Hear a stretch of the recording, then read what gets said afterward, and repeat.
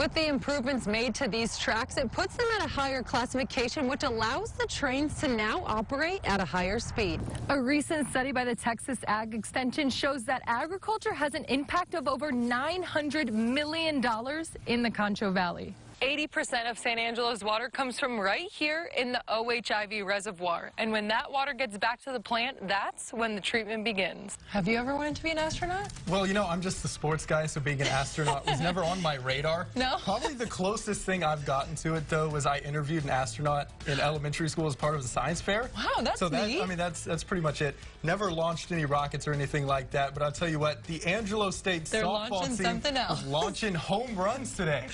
Ashley, to my right, you can see the Tom Green County Sheriffs and the San Angelo Police Department. They are getting ready. They just started their rib-eating competition. We're with Bryson from Texas Roadhouse, and he's going to tell us what's going on. This equipment's going to save lives, the bottom line. The San Angelo Fire Department received almost $25,000 worth of equipment from a grant given to them by the Public Safety Foundation with Firehouse Subs. According to school district officials, the estimated tax impact on an average $150,000 home in San Angelo would be a $15 monthly increase on property taxes.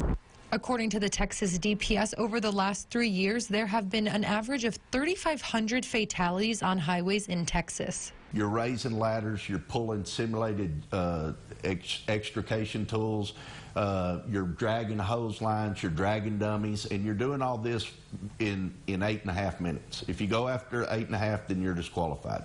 Once the applicants pass the initial round of testing, they are then accepted into fire school. The cadets practice in the classroom and do many different drills at the new fire training center. The city is looking to add about a dozen new bike lanes, including on College Hills from Loop 306 to Avenue N and Johnson Street from Sherwood Way to Avenue N.